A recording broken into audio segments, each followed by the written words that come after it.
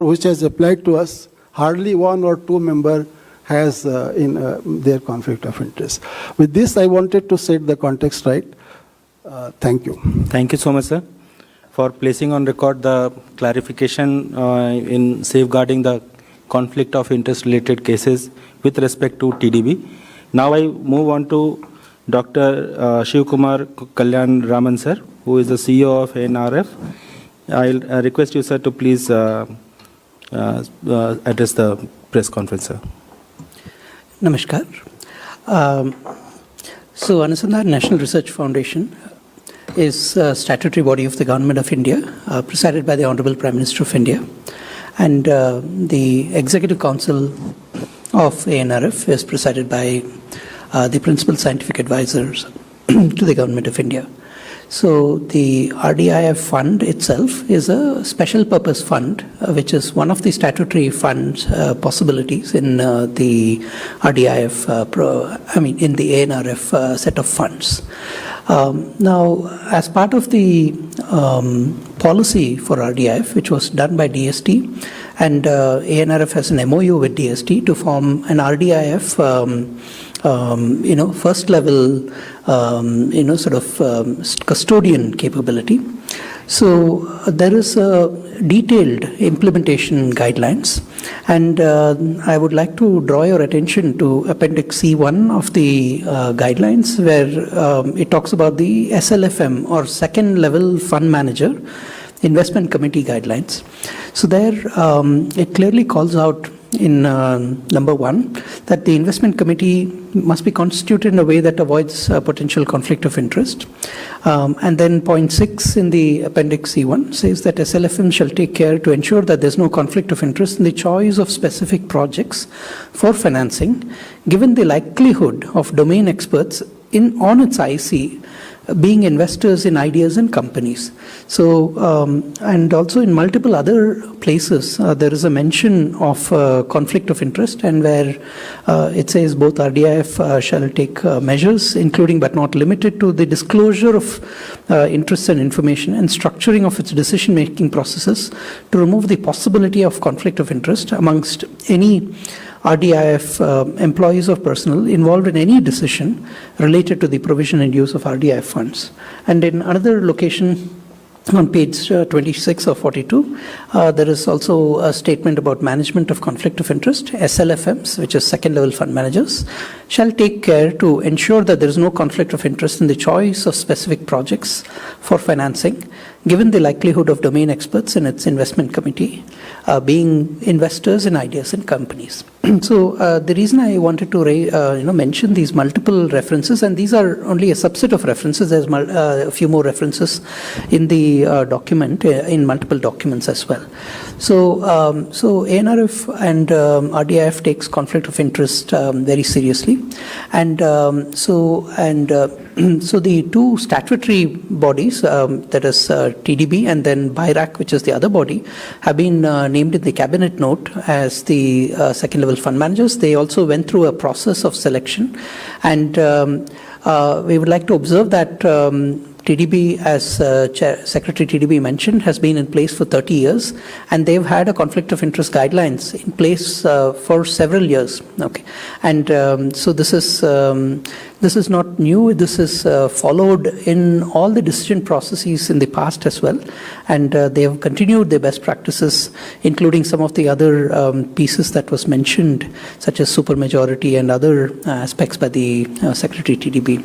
And all these information have been completely transparent. It's been in the public domain. All the guidelines that I mentioned have been in place before the selection of all second level fund managers, including TDB.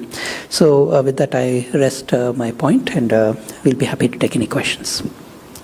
Thank you so much, sir. With your permission, sir, we would like to open the floor for questions. I'd like anybody who is asking the question to please identify yourself with your name and the organization.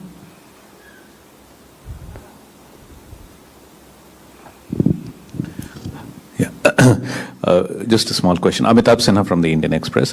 It's a loan that is given under RDI. So what is the provision, say, if a technology is not successful, Is the loan still to be returned after the period, 15 years period? This is a completely unrelated question of the topic, but still I will answer. Look, government is very clear when this RDI fund was announced and the implementation guidelines also. This financial assistance is supposed to be collateral free. It is clear. Therefore, we are not taking any collateral as such, right? Meaning thereby, we already assume that some project will fail because these are all cutting edge technology. We are supporting it. The idea was why private sector is not investing in R&D. So this fund was basically to nudge them to come and government is willing to take initial risk. So what we are funding is we are taking initial risk of those cutting edge technology which otherwise required for the national sovereignty, etc., etc. Some of them are bound to fail, right? So it essentially in SLFM level, it is not going to take a call of that such, but at RDI level, there is a provision in a special financial rule that if it is, because RDI has to pay back to the government 1 lakh crore after 50 years, that is as per the provision. So in that case, if at all there is shortfall, then at that point of time, the right of provisions are there at the first level fund manager RDI level, right? Hi, sir. This is Taposh Bhattacharya from Doordarshan. Wanted to check. You mentioned the fact that in the conflict of interest, if there is a person is a member of the board of directors or has direct stake, they cannot be part of the RDI fund. No, I have said. Let me clarify. What I am saying, we have 11 members, the IC committee. Conflict of interest, we realize only 11 members, not outside that. What we are saying, suppose a member of my investment committee is either on a board of a company or he is a major shareholder there or he has founded the company, then that company should not apply to TDB. Right? There is no case of, in that, try to understand difference. In earlier cases, the member is recusing. In this case, the company can apply.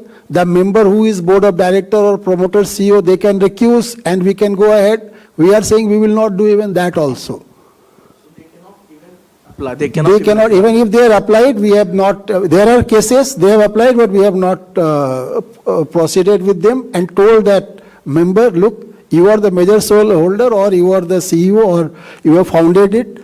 It is a reason for which we will not take care. And then we further strengthen our CY policy next time. That next time onwards, such company should not, you advise your company should not apply to TDB. You can go and apply to others. No. In fact, what is happening, in that way, it is very much detrimental to the IC committee member. They are saying that it is better I should not be part of investment committee. Please let me go out. I said, no, Baba, it is national interest. You are here. It is your company. We will take later on when there other organization will come and go and approach, take money from there, not from TDB. So it detrimental to them. Okay. Now, if they come through, let's say, an angel, fund manager, Right. then what? Now, that's the second one. The angel fund or any AIFs, right? Now, ANRF in a process of declaring n number of second level fund manager who is a SEBI registered AIF, CAT 2, CAT 3, whatever, in which there are fund have invested in it, individual also invested in it. Like angel, there are investor, for example, I given you one by Saurabh Srivastava is part of that Indian Angel Network, out of which 9 out of this 22 has. In that case, this angel investor is, Saurabh Srivastava has no direct involvement. He is just he has given his fund and sitting outside, is not direct. Therefore, in that cases, where we are saying that AIF, where you have not a direct involvement, your company we will consider, but you recuse yourself, the rest of us will take a decision in that case. So the person can recuse themselves in that case. Do you at that time put the super majority? Yes, super majority in all cases, whether all eligible member for voting after recusal, after absence, on that we are taking decision by super majority. So good afternoon, I'm Sahil from ANI. My question is, are there any plans to strengthen the governance norm or amend the RDIF guidelines after this? That is for ANRF. No, there are no further plans to strengthen at the moment. And so I just wanted to reiterate the governance structure of RDIF. The first level fund manager, the RDIF business unit is chaired by the executive director. Right now, the acting executive director is secretary of DST. A full-time executive director will be appointed. And that executive director reports directly to the executive council of ANRF, which is chaired by the principal scientific advisor. And then further, there is an empowered group of secretaries chaired by the cabinet secretary. So that is the governance structure. So if any further strengthening is required, these two bodies will deliberate and take further action. At the moment, there is no such expectation.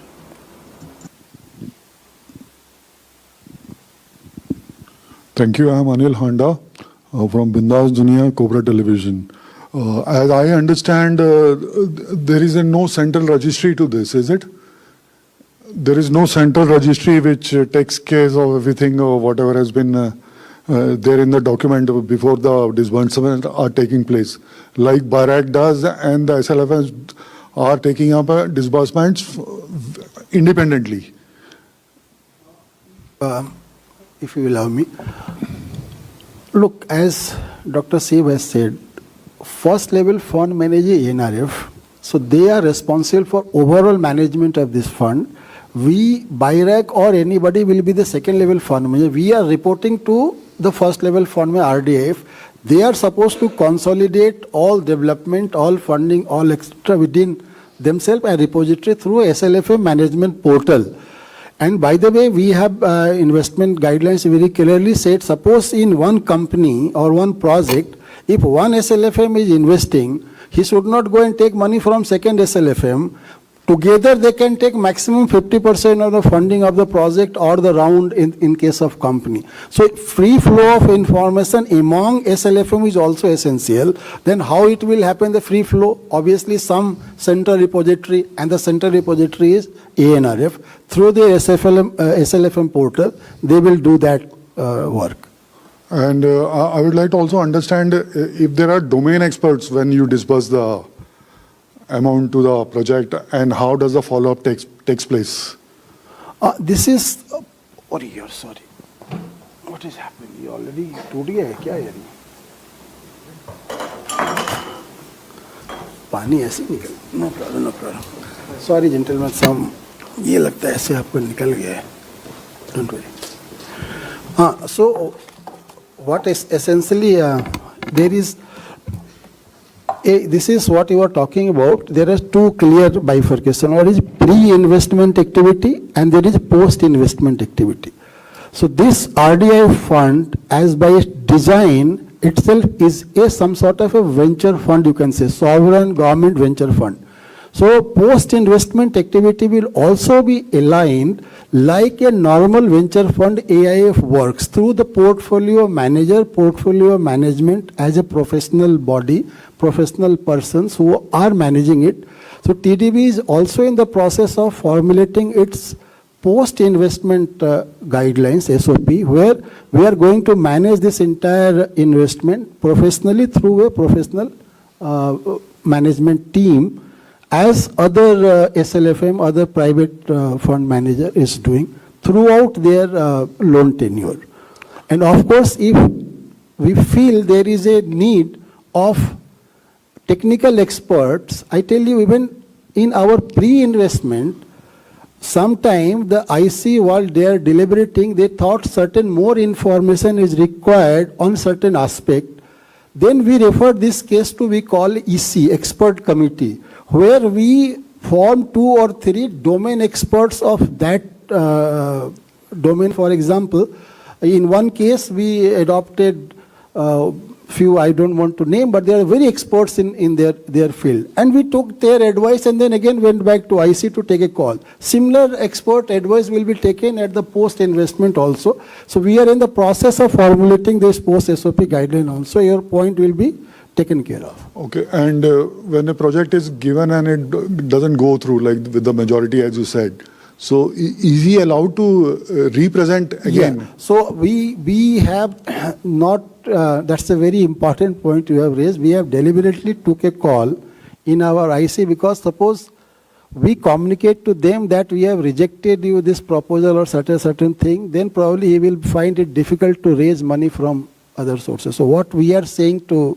communicating to them, look, at this stage we had a better project proposal, so we have selected them, not selecting you, but informally I am telling them that you are not a TRL4 or your management needs to improve and this, that, and they are free to reapply again by taking care of all those things. So we have followed this methodology. They can reapply to us by removing those, taking care of those, so that we can take care of.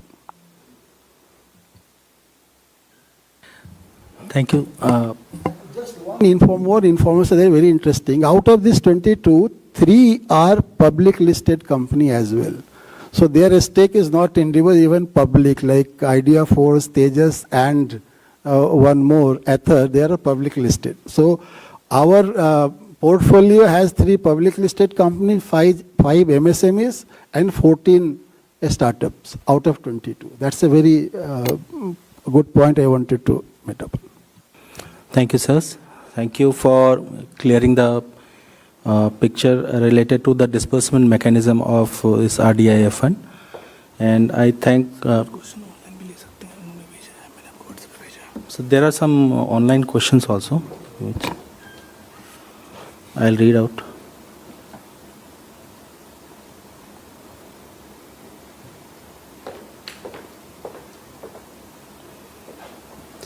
So as we wait for the online question, I just want yes, to mention that, all the committee members are of highest levels of integrity. I just wanted to reaffirm that. Sir, this is the question by the Hindu journalist Jacob Koshi. He has asked, how was the 11-member committee constituted? Are you saying that it was impossible to find 11 experts who would have complete hands-off relationship to the companies under consideration? Look, we have to form one investment committee. We cannot form an investment committee with, say, n number of, which is quite bulky and will not to take. In fact, I can tell you in very private VCs, there are hardly 3 to 5 member deciding the investment. In our case also it is more than that. So while you can say, one can argue that you can form a 25 or 50 number of IC members, but that is not going to help. It is the question of not the number per se, as Dr. Siv has said. Those 11 people in my IC, they are well reputed and thorough knowledge of the sectors. The only thing is we have to manage conflict of interest, and we are managing it with our processes. We had 30 years of experience in managing this. It is nothing new has come to us or nothing new we are doing it. Across the government we have managed this conflict of interest, and we are quite confident that we will manage conflict of interest in case of RDI also, and with fairness and without favor to anyone. Thank you, sir. With this, we'll call this press conference off, sir. And I thank everybody who could make, despite inclement weather and at a short notice. I thank you. Thank you so much. Thank you. Good afternoon, ladies and gentlemen. On behalf of Department of Science and Technology, I warmly welcome you all to today's press conference on conflict of interest, safeguards, and disbursement under the Research Development and Innovation Fund by the Technology Development Board and Anusandhan National Research Foundation. These two are the organizations which are working under this research RDI fund. I extend my warm welcome to Sri Rajesh Kumar Pathak ji. He is Secretary, Technology Development Board, and Dr. Shiv Kumar Kalyana Raman. He is the Chief Executive Officer of Anusandhan Research, National Research Foundation. Today's press conference is aimed to clear picture on the disbursement mechanism of RDI fund, including the respective roles of the Technology Development Board and ANRF in supporting research, innovation and technology ecosystem in India.